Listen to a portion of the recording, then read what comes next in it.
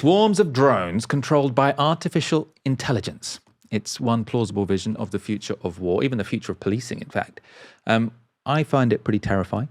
And as much as we critique the big AI companies, at least one of them is showing a modicum of resistance to their tech being used in this way in an unrestrained manner. So Axios is reporting that Anthropic, that's the company behind Claude, we talk about them quite a lot, is currently in a dispute with the Pentagon over limits they want to set on the use of their product. So Anthropic want to set the limits the Pentagon doesn't want them to. The Pentagon is pushing AI companies to let the military use all of their tools for, quote, all lawful purposes. So it's legal, they can do it. And that would include weapons development, intelligence, collection, battlefield operations. Anthropic, though, is insisting that two areas must remain off limits when it comes to their product. So one, they say, is the mass surveillance of Americans. And the second is fully autonomous weaponry. So that's weapons that can kill someone without human involvement. Now, of course, I'd prefer it if they also saw the mass surveillance of non-Americans as an issue. But we'll come back to that later. This is from that Axios report.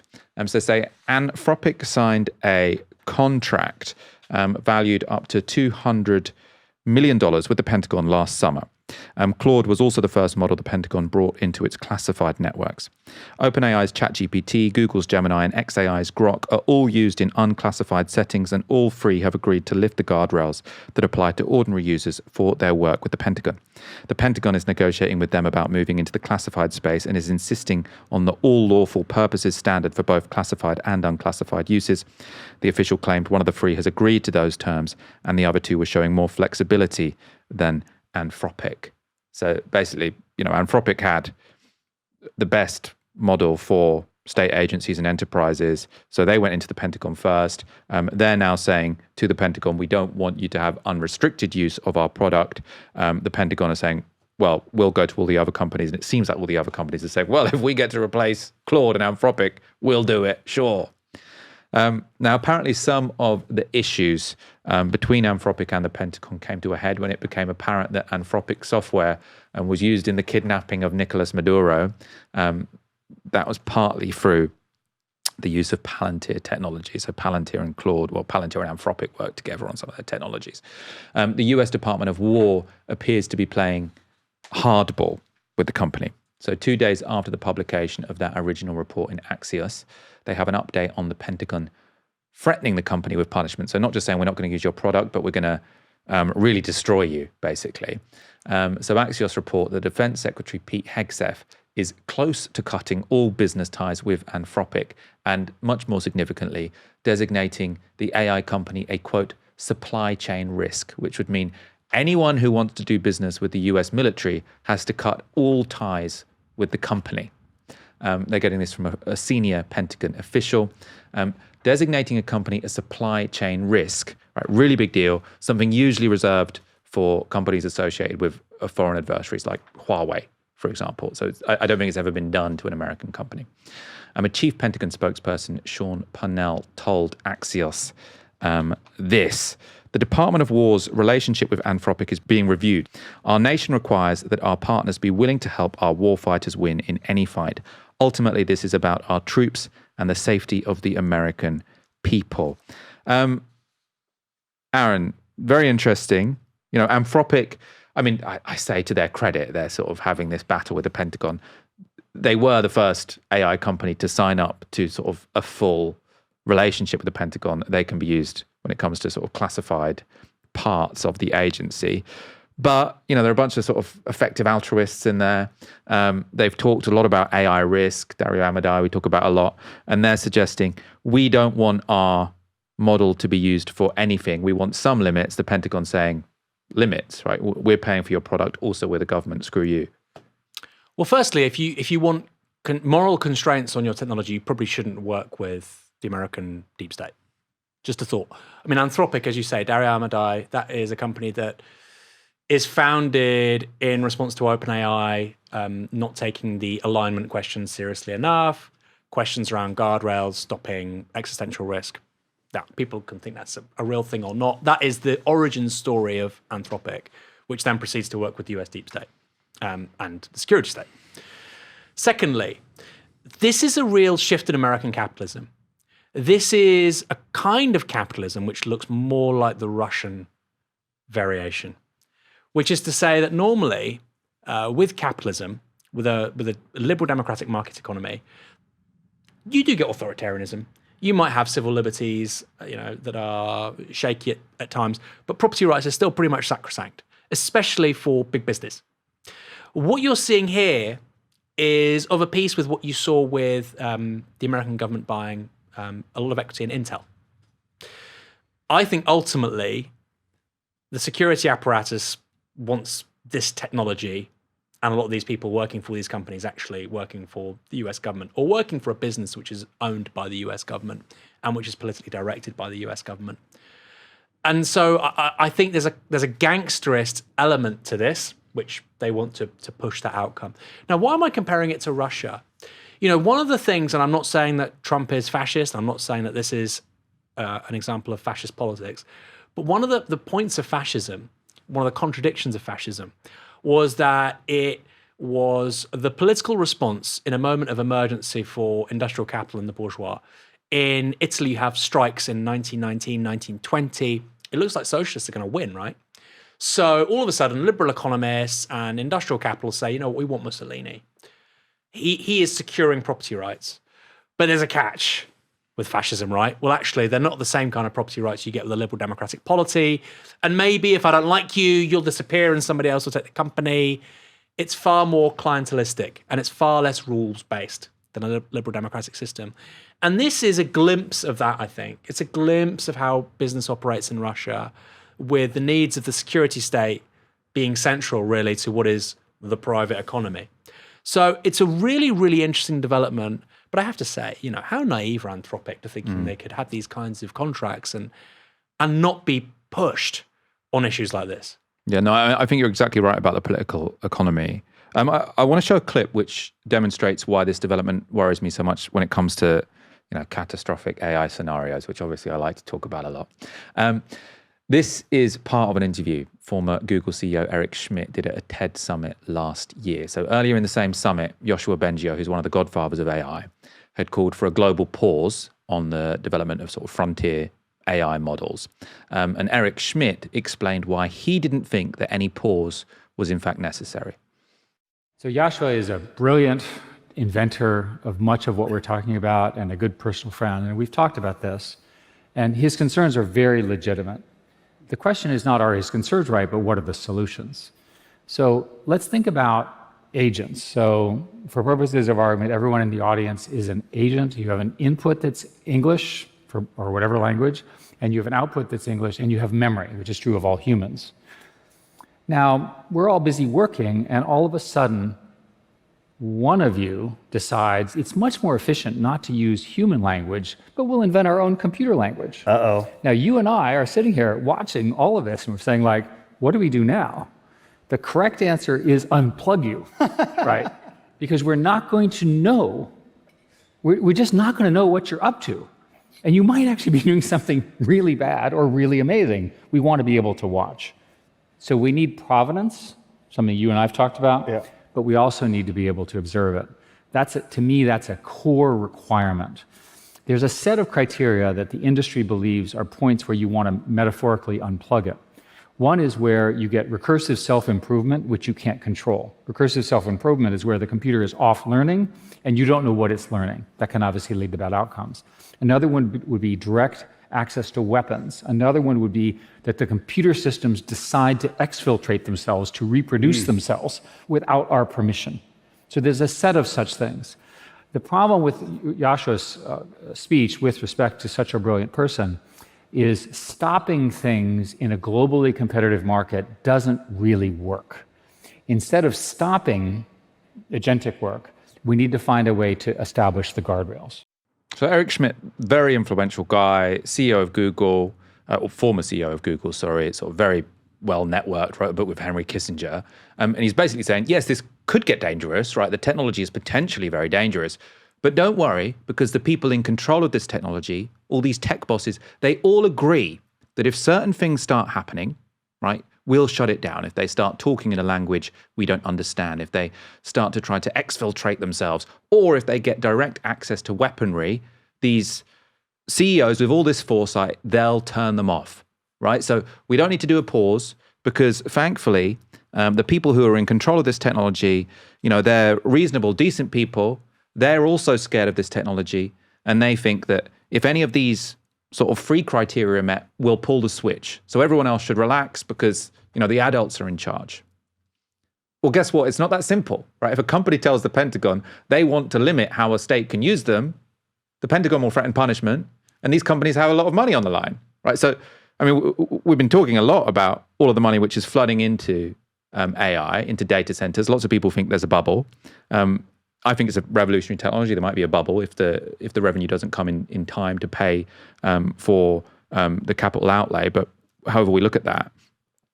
But Anthropic, they've got so much money on the line, right? Dario Amodei is not going to be able to say, oh, okay, yeah, don't worry. If we lose our Pentagon contract and if all of these companies can no longer work with us because the Pentagon will punish them. Don't worry, I'm an effective altruist. I've got the same fears as you. And if they want to attach my product into autonomous weapons so that the AI model is killing people without human intervention, I'll just say no and let my business, which is valued at $350 billion collapse, right? It's not going to happen. And he's going to be able to tell himself, I wanted to switch it off, but that would be letting down all of these investors who've pumped hundreds of billions of dollars into my data centers. So that would actually be the immoral thing to do. So you find yourself in this situation as this effective altruist who's saying, well, I didn't want to attach my product to autonomous weaponry, which I've previously stated might cause some apocalyptic catastrophe, but my hands were tied, sorry. Yeah. Or if I don't do it, somebody else will. And as an effective altruist, it makes more sense that I'm involved in these conversations. I'm in the room than being outside. That's how people have legitimized all kinds of horrific things over the decades and centuries. There's one more element to this, which is the application of a weaponized economy to American nationals or American companies. So if you look at, for instance, sanctions regime, the idea that a company isn't just cut out from access to global finance, but any company that trades with it receives the same treatment, is effectively how the United States crippled Iran. They tried the same with Russia. They tried the same with Huawei, but they really pulled it off with Iran. Any bank that was, even hosting an account of somebody who's connected to the IRGC, not only was that bank screwed, but anybody banking with that bank might be screwed. It was toxic and terrifying. And what's really fascinating, Michael, is the application of that stuff to America's interior. We saw it also with Venezuela and Maduro. This weaponization of overseas coming a little bit close to home. You see it with the border as well. But this is really, really striking because this is the heart of America's commercial industrial future. And they're saying, actually, the rules we use with adversaries geopolitically now also apply here as well. Kind of crazy. And if I was one of these people, I would be getting out of the United States as quickly as possible. I'd go to Europe. I'd go to Canada. This is not a business environment you want to operate in. I'm serious, right? There is not a huge jump between the Department of Defense, Department of War saying this stuff or you being persona non grata and actually suffering all kinds of bad consequences. If I was Dario Amodei, I would have an exit strategy. Yeah, I just think there's so much arrogance to it as well. It's like the people who developed nuclear bombs, right? They obviously felt very complex about it. They were in a war against Nazi Germany. I think there was more justification for building that nuclear weapon in that period in history than there is now. Who also wanted to build a nuke, right? Yes. This was a technology that everybody knew about. They were in a genuinely difficult moral quandary. But they weren't deluded enough and self-important enough to think that they're going to get to decide when the weapon is used. And what, like these Silicon Valley people have managed to convince themselves, is that they are going to be the gods in charge of this technology. And they're saying, well, it's better that I'm the god in charge of this technology because I'm friends with loads of effective altruists and I don't have any ulterior motives. Like it's just the self-importance where you think that as just some private individual, like states, which have a monopoly on the legitimate use of violence, are just going to say to you, oh yeah, you use your own judgment, right? That's not how it worked. Well, Oppenheimer knew that once he helped make a nuclear weapon, it was going to be up to states how it was used. Yeah, afterwards you can become a campaigner, right? You've got what they call the atomic, that group of atomic scientists always do the with 1 minute to midnight or whatever. You've got a bunch of people who were involved in the creation of the nuclear weapon who thought that entitled them to political influence, and quite rightly, like really clever, intelligent people saying, we think that we need to be really careful with this technology we've developed. But none of them thought that they could say, oh, well, don't worry, the nuclear bomb will only get used when I, very smart person, tell the US president that they're allowed to use it. Like, it's just utter delusion. But it's not just delusion, Michael. It's an expression of the ideology that we've lived under for a very long time. So the presumption, erroneous, of course, and in retrospect, stupid, was that political authority is with capital. Political authority in a capitalist society, in a capitalist realist society, is no longer with politicians. It's with capital. And of course, people like Bezos and Musk believe this. And it's, of course, partly true, right? In a capitalist society, a great deal of political power is invested in people who have economic power. That's partly why they want economic power, right? Political power follows resources. In China, it's a different model, right? We've talked about this so much. China is a market system, but political authority rests with, whether you like it or not, the Communist Party, not capital. So the political priorities of that country are set by the cadres of the CCP, Xi Jinping and whatnot, not by the capitalist class. In America, its story, certainly until the global financial crisis, certainly until COVID, I would say, actually, its story was that ultimately power, political power, is an expression of economic power, and that resides with the rich. And of course, there are checks on that with elected politicians and universal suffrage and whatnot. But ultimately, that's our system. And I agree with you. It was a lie.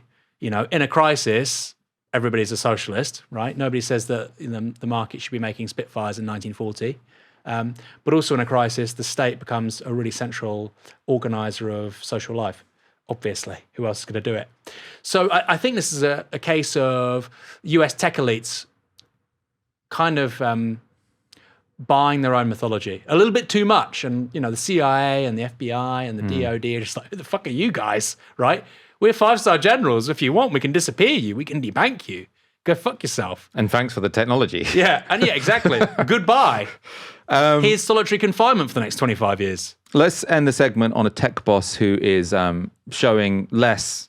Well, I suppose we're saying that Dario Amodei is not showing much resistance anyway, but this person isn't even expressing or giving the impression of resistance. So Elon Musk's SpaceX, which is now merged with his AI company XAI, is competing in a contest to create autonomous drone technology for the Pentagon.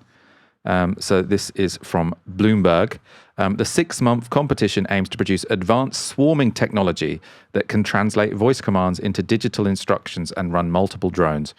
While it's already possible to fly multiple drones at once, developing the software to direct multiple drones on sea and in the air as a swarm, which can move autonomously in pursuit of a target, remains a challenge. This is real, dystopian sci-fi stuff. You've got this swarm of autonomous drones chasing you. They've identified you as a target. There's no human in the loop. For a summary of some of the dangers of this, now this might already sound inherently dangerous to you, but we'll go to some thoughtful people who've written down an explanation of why this could be a real problem. And we can go to an open letter published by the Future of Life Institute in 2015. It's this institute led by Max Tegmark, very thoughtful guy. So this is what their open letter said. If any major military power pushes ahead with AI weapon development, a global arms race is virtually inevitable, and the end point of this technological trajectory is obvious. Autonomous weapons will become the Kalashnikovs of tomorrow. Unlike nuclear weapons, they require no costly or hard-to-obtain raw materials, so they will become ubiquitous and cheap for all significant military powers to mass produce. It will only be a matter of time until they appear on the black market and in the hands of terrorists, dictators wishing to better control their populace, warlords wishing to perpetrate ethnic cleansing, etc. Autonomous weapons are ideal for such tasks as assassinations, destabilizing nations, subduing populations, and selectively killing a particular ethnic group. We therefore believe that a military AI arms race would not be beneficial for humanity. There are many ways in which AI can make battlefields safer for humans, especially civilians, without creating new tools for killing people. Now, eminent signatories of that letter included Demis Hassabis, so head of Google DeepMind, Yoshua Bengio, one of the godfathers of AI, Stephen Hawking, and yes, you guessed it, Elon Musk. So Elon Musk spent about a decade actually saying, oh, AI is really dangerous. We need to pause it. Sam Altman, he's evil. The people behind Anthropic, they're psychopaths. We need to slow this down. They're all people who want to control the world. Now he's entered the industry and he is the most enthusiastic of any of them, saying, plug my system into your drones, Pentagon. That's how much we should trust these people.